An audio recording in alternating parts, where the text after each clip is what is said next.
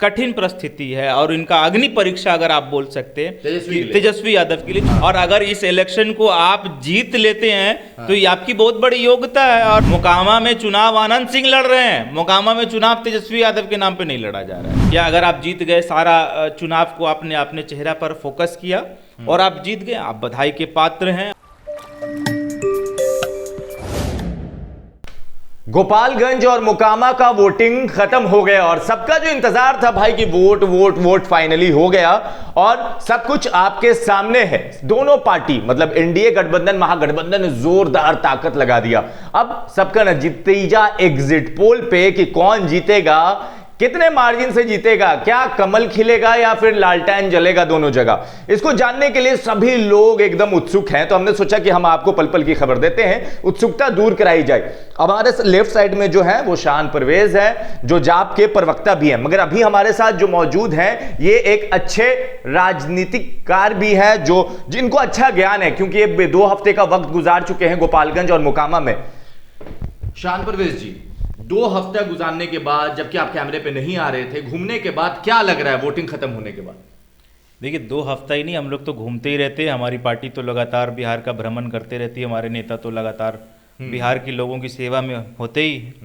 तो ये जो रिजल्ट और जो रुझान हम लोगों को दिख रहा था, और ऐसे मैं बहुत न्यूट्रल आपसे बात कर रहा हूँ, इसमें कहीं ना कहीं तेजस्वी यादव जी के लिए गोपालगंज का सीट बहुत चैलेंजिंग रहेगा और ये बहुत चैलेंज भरा रहेगा कि, और ये महागठबंधन दोबारा बनने के बाद में जो नई प्रारूप के साथ महागठबंधन बना है, ये दोबारा इस गठबंधन के बाद मतलब नीतीश कुमार जी के दोबारा साथ आने के बाद में ये पहला चुनाव है।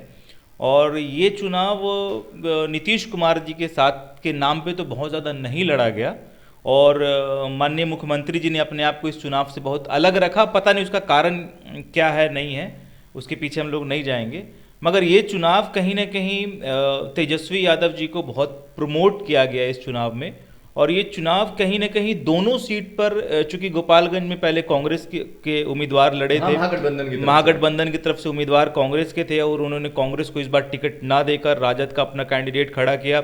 जबकि करीब गोपालगंज की अगर मैं बात करूं तो 36,000 के आसपास 36,000 के आसपास वोट जो है वो कांग्रेस के उम्मीदवार ने वहां पर अच्छे खासे पोजीशन में लिए थे। और उसके बाद गोपालगंज का जो चुनाव है वो तय करेगा कि तेजस्वी यादव जी की कितनी क्रेडेंशियल है, क्या उनको लोगों मोकामा का क्यों नहीं तय करेगा? देखिए मोकामा का चुनाव जो, टू बी वेरी ऑनेस्ट अगर मैं आपको बता दूं तो मोकामा का चुनाव में कोई पार्टी के नाम पे नहीं लड़ा जा रहा है। वहाँ पे एक व्यक्ति हैं जिनका नाम आनंद सिंह है और उन्हीं के नाम पे ये चुनाव लड़ा जा रहा है। मोकामा के सीट पर आप भी गए होंगे, काम किया होगा, तो मोकामा में किसी पार्टी की चर्चा नहीं हो रही है। एक तरफ तो निश्चित चर्चा तो हो रही है, निश्चित नहीं आपने देखा है तो ठीक है, मगर मैं इस वक्त नकारता हूं जो हमारा एनालिसिस है। आपको क्या लगता है मोकामा के सीट पे कौन जीत रहा होगा? एग्जिट पोल अब हम लोग दे रहे हैं तो देखिए मैंने बोला कि एक तरफ भाजपा मोकामा के सीट पर पूरी तरफ से भाजपा वर्सेस एक व्यक्ति आनंद सिंह के नाम से चुनाव हो रहा है। तेजस्वी को साइड क्यों कर रहे हैं? मैं तेजस्वी यादव को साइड नहीं कर रहा हूं, मैं तो कर रहा हूं कि ये पूरा चुनाव ही उनको एक चैलेंजिंग है उनके लिए। और तेजस्वी यादव जी ने अपने आप को बहुत आगे रखा है इस चुनाव में और पूरे चुनाव में इस अपने चेहरे के इर्द गिर्द चुनाव को रखा। दूसरा कोई स्टार प्रचारक तक आपको इन दोनों कैंपेन और दोनों चुनाव में नहीं दिखा। तो मुझे कहीं ना कहीं जो बोलना है आपके चैनल के माध्यम से आपकी जनता को मैं बता देना चाहता हूं कि ये चुनाव आपने जब इसको इतना सीरियसली लिया है तो अब इसका रिजल्ट भी ये तय करेगा कि बिहार की जनता आपके ऊपर कितना भरोसा करती है। मतलब ये आपकी क्रेडेंशियल को तय करेगा। और क्रेडेंशियल को तय करने की बात जहां तक होती है तो 2 सीट है, गोपालगंज और मोकामा। तो मोकामा में तेजस्वी यादव जी का कोई चर्चा नहीं है, वहां पर पार्टी की कोई बहस नहीं है।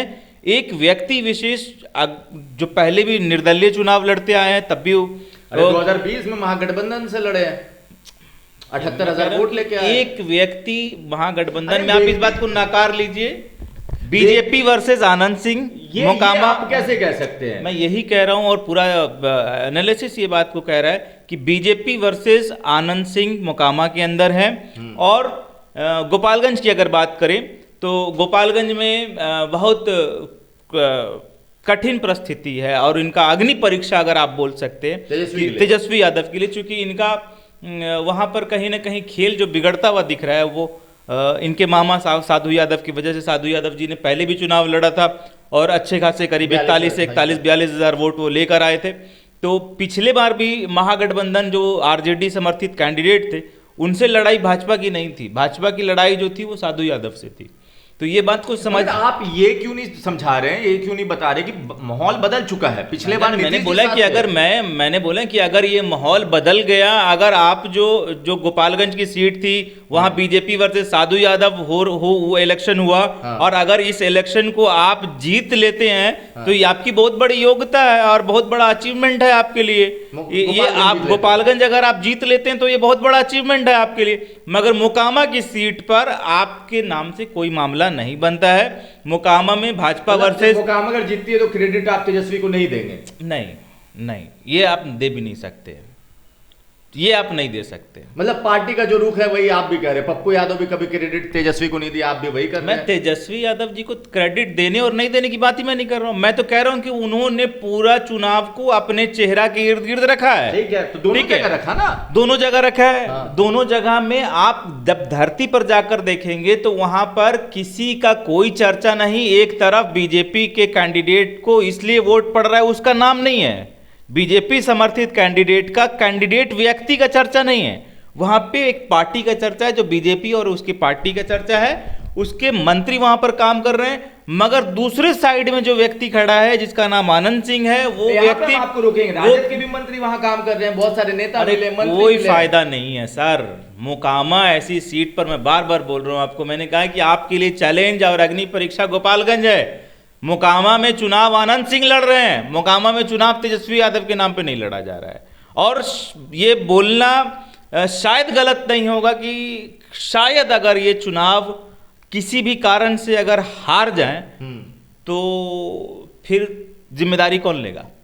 जब आप ये फोर्सफुली कह रहे हैं कि ये चुनाव जो है वो लड़ा गया तेजस्वी यादव के नाम पे और तेजस्वी यादव खुलकर प्रचार कर रहे हैं, और अगर चूंकि पोजीशन बहुत बढ़िया है वहां पर मोकामा में, मोकामा से लगातार आनंद सिंह जीत कर आते रहे हैं, तो आप वहां पर तो सेहरा बांधने को तैयार हैं। और अगर अभी बताइए कि अगर कहीं अगर सीट निकल जाए तो जिम्मेदारी पूरी महागठबंधन की होगी या जिम्मेदारी जो लीड कर रहे हैं उनकी होगी? लीड करने वाले की होगी। तो वो देखिए क्या है कि तेजस्वी यादव जी प्रचार कर रहे हैं और हम लोगों ने भी सपोर्ट किया कि महागठबंधन के उम्मीदवार को जिताना है, मगर जिस प्रकार का अभी राजनीतिक परिवेश चल रहा है उस राजनीतिक परिवेश में आम राय ये है लोगों की कि इस परिवेश में कि जो कट्टरपंथ विचारधारा राजनीति में पनप रहा है, उस कट्टरपंथ विचारधारा को कहीं ना कहीं इसको सबक सिखाना होगा और इस कट्टरपंथ विचारधारा की कोई जगह नहीं होगी। बिहार में हम लोगों ने ये सुनिश्चित करने का काम किया है और इसीलिए हमारे नेता माननीय पप्पू यादव जी ने भी महागठबंधन को अपना वैचारिक समर्थन दिया है।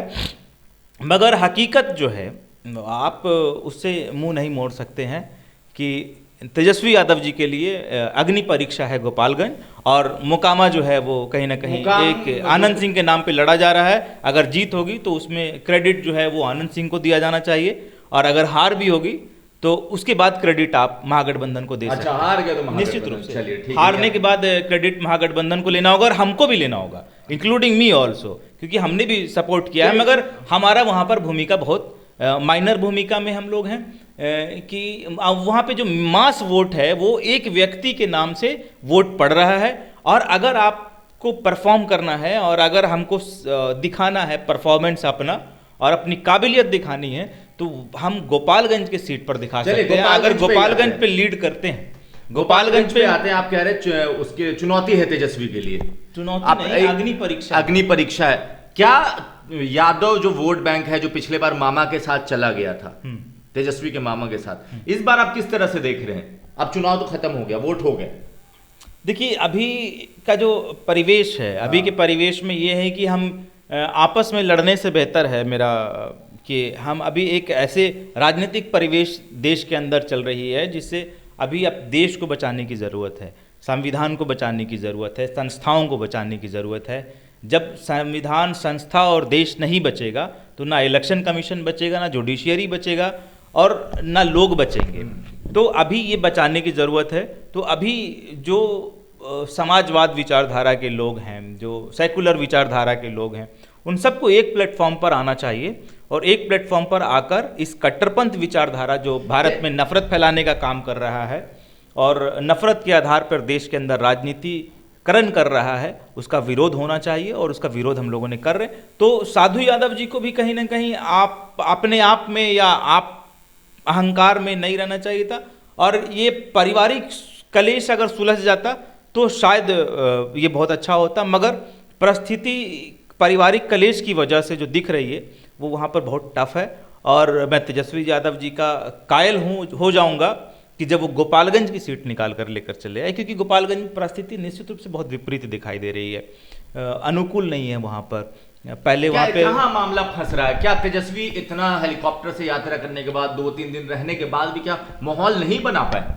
मैंने कहा कि आप माहौल बना पाएंगे? आपका पारिवारिक कलेश, जो आपका 41,000 वोट पिछले चुनाव में गया, वो 41,000 वोट तो उनके साथ खड़ा है, क्योंकि वो तो उनको दे रहा है वोट जो उनका समर्थक। पिछले बार और अगर वो, मैंने बोला कि यही तो मैजिक हो, यही तो जादू है कि अगर जो 41,000 वोट आपके मामा को दिया है लोगों ने, वो 41,000 वोट अगर आप अपने नाम पे ट्रांसफर करा लें या आप ये साबित कर दें कि नहीं ये वो लोग उनके साथ ना खड़ा होकर आपके साथ खड़े हैं और आप वो सीट निकाल लेते हैं, तो ये उपलब्धि है आपकी और बिहार आपकी इस उपलब्धि को मानेगा। और चूंकि अभी तक इनका कोई बहुत लिटमस टेस्ट नहीं हुआ है, बिहार बोछा जीत कर आया, लिटमस टेस्ट नहीं है।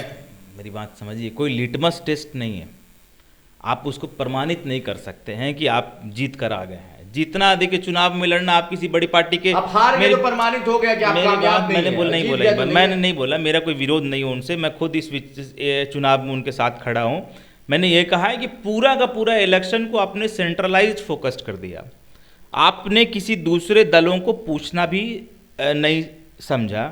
मुख्यमंत्री जी जो आपके घटक दल के सबसे बड़े नेता हैं, जो बिहार के मुखिया हैं, आपने उनसे भी कहीं कई मामलों में दिखता है कि आपने सलाह मशवरा नहीं किया, और मुख्यमंत्री जी चुनाव से बाहर रहे, तो कहीं ना कहीं कुछ न कुछ तो गड़बड़ के अंदेशा। आपको पता नहीं शायद मुख्यमंत्री को चोट थी इसीलिए वो नहीं गए प्रचार एक करने। भी सभा में कहीं कोई बहुत इंटरेस्टेड दोनों सीट पर किसी दूसरे दल के लोग और न राजद के ही दूसरे कोई स्टार प्रचारक दिखे वहाँ पे, तो ये एक चिंता का विषय है जो कहीं ना कहीं अब डर सता रहा है इस चीज़ का कि शायद ये सही किया जा सकता था कि कोई दूसरे लोगों से तालमेल बनाकर या दूसरे घटक दलों के सहयोग से, या ये पूरा का पूरा चुनाव एक अकेले फेस पे ना लड़के जितने लोग सहयोगी दल थे उनसे, जो वैचारिक सहयोग था उनसे, और सब लोगों को मिलकर, और राजद से भी और भी कई स्टार प्रचारक को उतारकर, जेडीयू से स्टार प्रचारक को लल्ला सिंह तो गए थे भाई,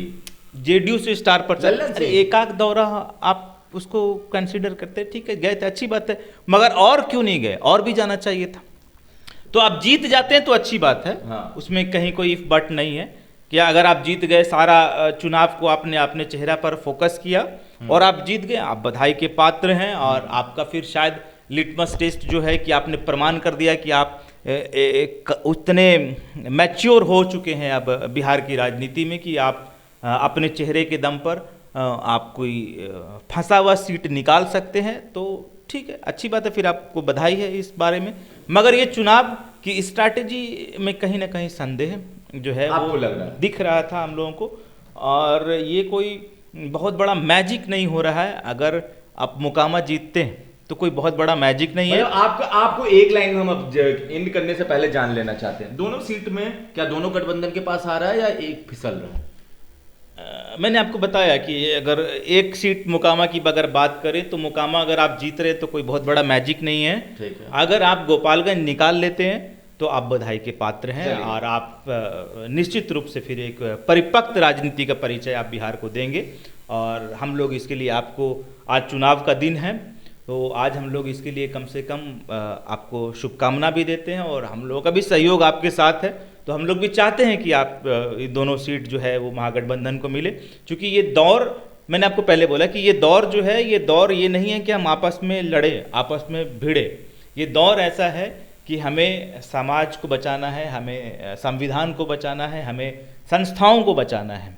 तो इस लड़ाई में हम अपने आप से बड़ा देश को मानेंगे और संस्थाओं को माने, संविधान को माने। उसके लिए हमें ज़रूरत पड़े तो हम दोनों एक दूसरे के साथ आकर खड़ा होकर, हमने इसीलिए हमारे नेता माननीय पप्पू यादव जी ने बिना किसी अहंकार के, बिना किसी लोभ के, लालच के अपना वैचारिक समर्थन दिया। मगर आप उसको कहीं ना कहीं और कैपिटलाइज कर सकते थे।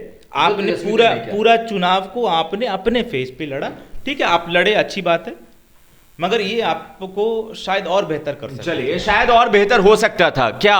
अब तो चुनाव खत्म हो गया, वोटिंग हो गया, मगर क्या लगता है कि तेजस्वी दोनों सीट निकाल पाएंगे? जैसा सवाल शान परवेज भी उठा रहे हैं, एक तो आनंद सिंह के नाम पे निकल जाएगा, अगर दूसरा निकाल लेते हैं तो आपकी काबिलियत, नहीं तो जैसा ताली कैप्टन को तो हारने पे जो होता है वो सब चीज मिलेगा कैप्टन को ही। अब क्या तेजस्वी के लिए ये तो है, क्योंकि महागठबंधन के आने के बाद जब नीतीश जी आए तो ऐसा लगा सब कुछ ठीक है, सब कुछ हो जाएगा, और ये साबित कर देगा गोपालगंज चुनाव का रिजल्ट। आपको क्या लगता है? आप अपनी राय नीचे कमेंट बॉक्स में लिखे। जुड़े रहे हमारे साथ, तब तक के लिए आपका बहुत बहुत धन्यवाद।